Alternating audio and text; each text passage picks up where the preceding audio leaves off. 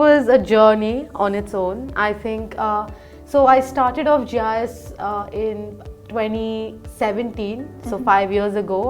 I was a amateur 8th grader entering the very homely GIIS Queenstown campus actually. And I had been in another school for many years, so actually going into a new environment was extremely frightening as a just early teenager. I think going into GIIS, my first day was absolutely petrifying because I had known no one and it was a new campus. And of course at that age there are a lot of cliques and groups amongst friends. So it was genuinely very hard fitting in. I think with time I learned the quality of education. My friend circle, the memories I made were invaluable to say the least. And it wasn't just at GIIS Queenstown. I think even when we had the huge merger, we were all so excited to come to the smart campus and experience the world, like the best of best facilities. Looking at not only our, huge TVs, and we were kind of taught from all the whiteboards to the TVs and how we transitioned. That was amazing. I mean, we got to experiment in the lab for the first time, I think, because I always had that, okay, I really want to actually grow up and become a scientist. So yes, when I first went into the labs, I think that was another experience on its own, and I did my IAs and EEs on that. So yeah, I got to experience a lot, non-academically as well. I made lots of memories here with my friends. I remember we had SSPs, and we used to, have fun with teachers as well. And our classes were so tight-knit in IB. I think that really held a special place in my heart. So I'll never forget my journey at GIIS.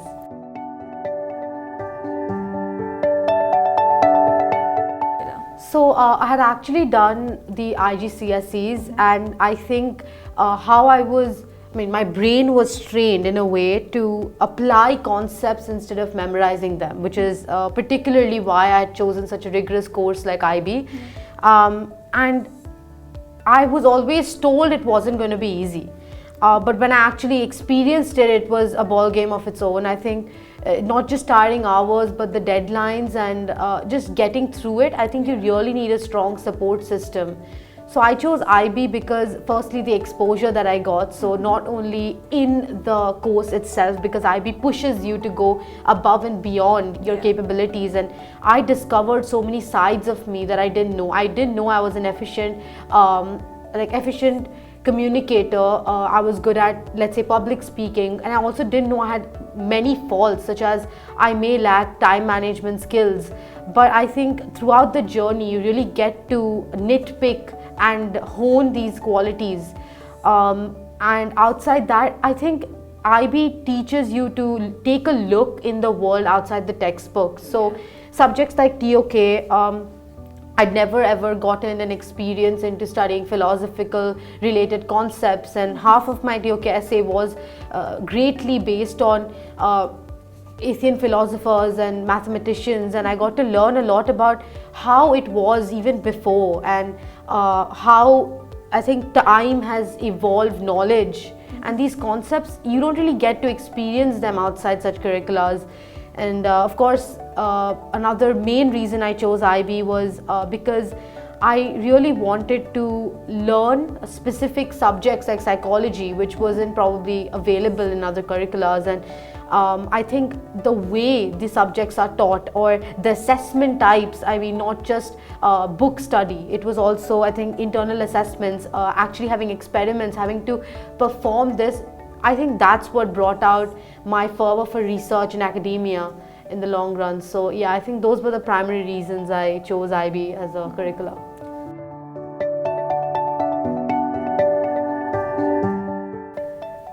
One word to describe my extended essay was tedious, to say the least. It is very, I think, underrated on how difficult your extended essay can be. I think everyone talks about the bright side of an extended essay, saying, yeah, I did it on a topic I'm passionate about, and yeah, we plan for 6 months, we get it done, it's amazing, and we give it for submissions. Nobody really talks about the 3 weeks of no sleep and staying up to finish a topic, researching. And my topic in particular, so I did it on psychology, so I did it in a specific biological psychology topic. So my research question essentially evolved around the genetics behind autism spectrum disorders. Okay. So when I got into it, my teacher from the get-go was like, it is a difficult topic to crack and it is not very understandable by examiners. So the first thing that I did was, am I passionate about it or am I not? And I genuinely was. I think bio is something I'm genuinely very passionate about. So yes, I was like, from the get-go, I want to do something in research, and something that I can probably investigate on, and that's what kind of course initiated the entire interest for research again.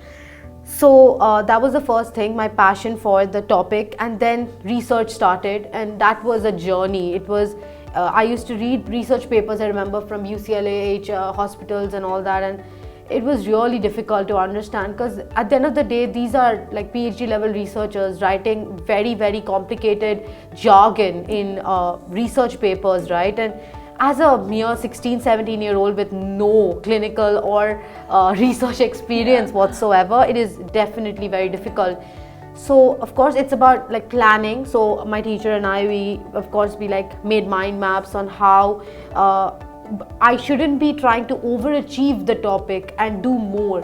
I think doing less and doing quality is better than doing more and a lot of quantity, right? So I narrowed down, cut down the topics, made the subtopics more concrete, and my research I wrote, I annotated, I think 7, 8, 9, 10 research papers, articles, counterclaims, because psychology is written a bit differently compared to other extended essays, and scoring in it is of course very, very, very complicated, because psychology is a subjective topic. So I think I had all those factors, negative factors, just dwindling in my brain.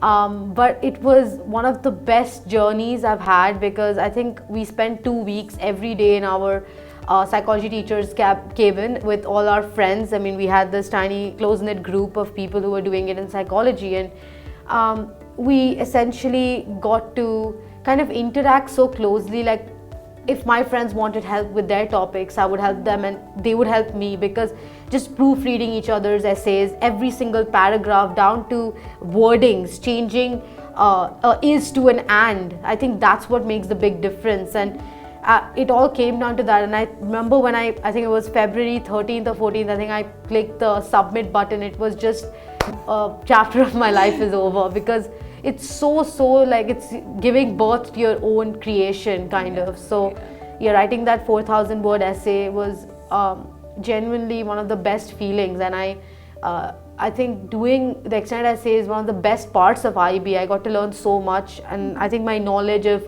the genetic architecture of our human body is better refined than what it was a few months back.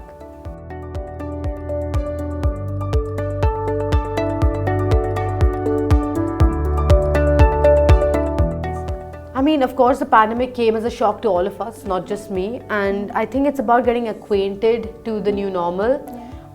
Firstly, of course, everything changed online. I mean, my grade 10 exams they didn't exist because of the pandemic. And of course, everyone was like, oh my God, you didn't have to write your board exams. But it was definitely a setback for all of us. Yeah. I mean, working for 10 years for that one moment in your life, and then telling us a month before that it's cancelled. I mean, it's not a pleasurable thing as much as people kind of view it to be.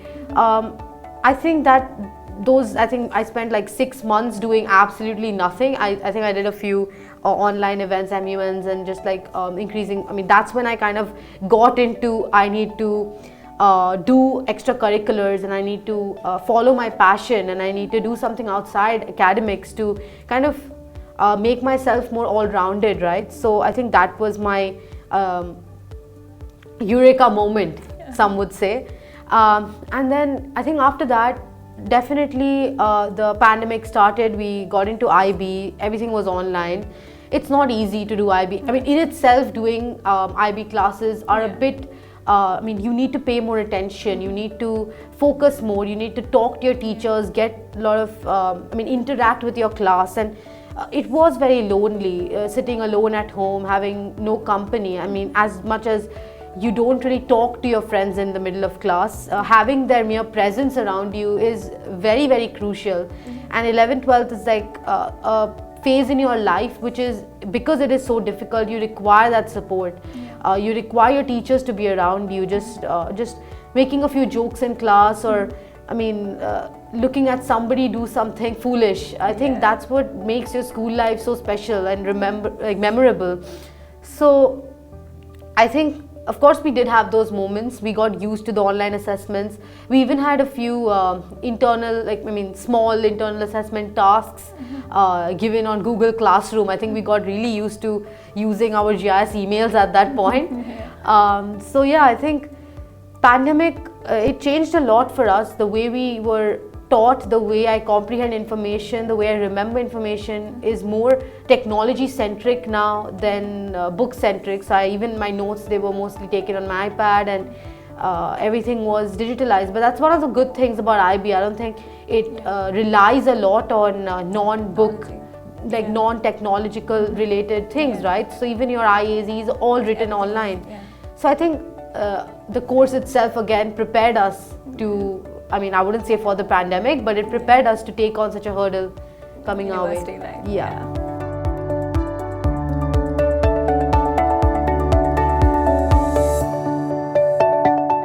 I think I've been in the school again for quite a while now, and I have come across many teachers who have taught me, and every teacher is unique in their own way. Every teacher has genuinely, and I'm saying this with the most real of emotions, they've taught me something I will take away in my life. From scolding me when I don't do as well in tests, to actually uplifting me when I'm under the weather, or just like checking up on me and supporting us. I think every single teacher is, I will never forget them. I think even in subjects that I especially struggled in, teachers never left hope. And I remember in IB especially, every single teacher, including our coordinator, who's wonderful to say the least, she's been a genuine support system for every single child. She genuinely cares about every single child, what their needs are, their university requirements. Even our career counselor, I mean, going to her and telling her, okay, these are the unis I'm going to apply to, then checking personal statements, giving us resources for personal statements for every single country, giving us contacts of alumni. It was very helpful. I think getting that insight was something that I don't think I would have gotten elsewhere. And even after that, writing, I mean, my recommendations were written by like my bio teacher, and I owe her a lot in my life. My bio teacher, my chem teacher, and all my teachers. I've had the best of times in math class, and I've learned a lot about life itself from even a class like Hindi, which I don't think anyone realizes. So I really owe like waking up at 6 a.m. contacting my teachers for a little doubt in my IA, and them constantly nagging my name in class to submit my IAs on time. I think I wouldn't want it any other way rather than the beautiful journey with my teachers and helping me grow into the human I am right now.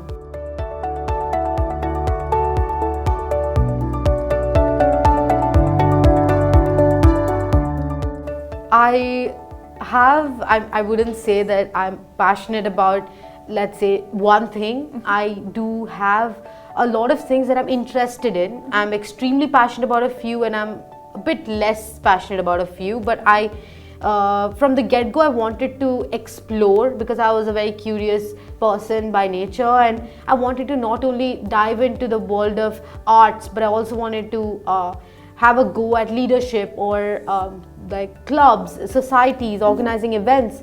So I think firstly, like the entire aspect in the school, I had done a lot in terms of organization. So I really learned how logistics and operations work. That was one aspect of it. From the student council, I had learned a lot about media and digital. I mean, I stayed in the control room half my 2 years of 9th and 10th, and it was one of the best experiences, because I don't think anyone else at that time would have gotten that experience. And because of GIIS, I mean, they genuinely gave me such a awesome experience. It was nothing but awesome. I think, what can you say as a 14-15-year-old, like meeting celebrities when they come for LLS? I think you don't get that opportunity quite often. And even in arts, I think in 8th, 9th, and I mean later on, of course, IB gets a bit tiring for you to pursue your hobbies. But yeah, even in art, which I still do, I got a lot of opportunities. I mean, we had a TACNIS art, I think it was an exhibition, and I got to kind of showcase my art there, and that's what really got me into GD, graphic designing, illustrations, and I am doing those now for hopefully for companies and organizations in the future. And that all started like somewhere. It all started like here, and from my childhood as well. So I would really owe the school a lot on kind of honing and developing these skills and kind of making me realize my truest potential. I think without these opportunities, even podcasting, I wouldn't have gone ahead and even established my own podcast, or spoken for other podcasts, or volunteered in organizations, or done internships. So I think it really adds on at the end of the day what you learn at school. So yeah.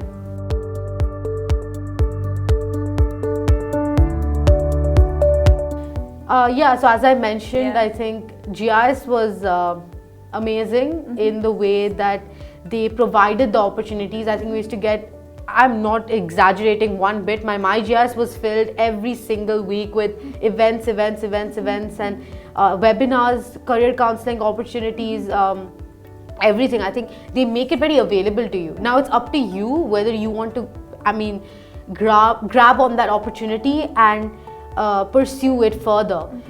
It's not just, I mean, GIIS will tell you, okay, sign up for a club. I personally signed up for Interact Club or GIIS Medicine and Veterinary Club. I got that opportunity firstly in the community as well. So I had my friends and my club members.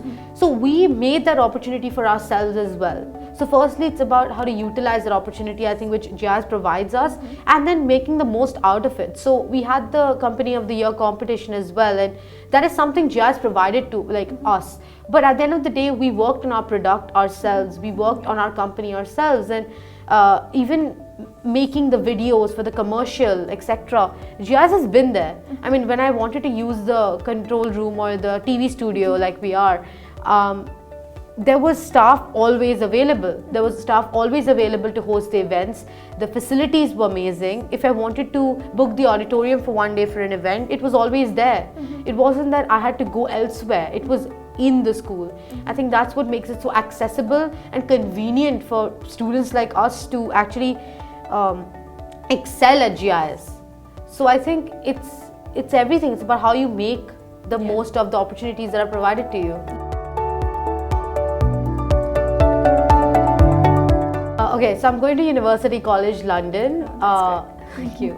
For a BSc Cancer Biomedicine program, and it falls under the Faculty of Medical Sciences. So I want to kind of, for a longest time, I think since I was around 9 or 10, I've always had this fanatism for oncology.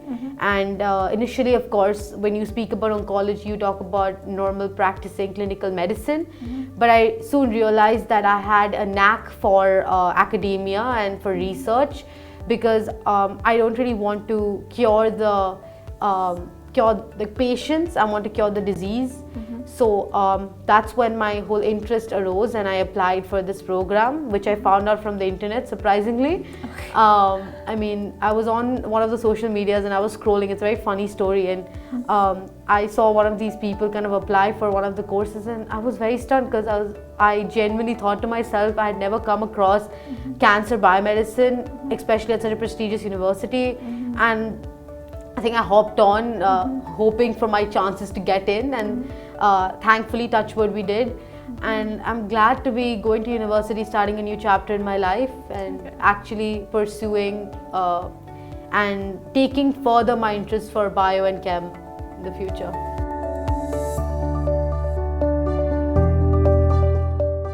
every student has it in you. I mean, you have it in you, I had it in me. Firstly, believe in yourself. The world's gonna lose hope on you if you don't believe in yourself. No one in IB is gonna push you but yourself. Nobody's gonna be with you but yourself. It's really about just understanding where your flaws are, understanding how you can work meticulously, making a productive regime for yourself, waking up early on those days when nobody ever is going to tell you to wake up at 6 a.m. Nobody likes waking up at 6 a.m. Everyone wants to sleep, everyone wants to sit in bed, watch Netflix. We don't get to do that, right? Yeah. So it's about, okay, let me work hard now so I can relax later. And spending time with your family, with your loved ones, it's very important. Yeah. Look forward, dream big, and you'll achieve it.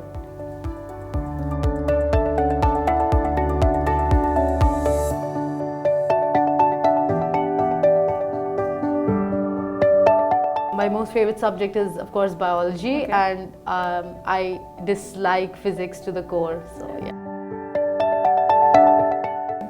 Enthusiastic always.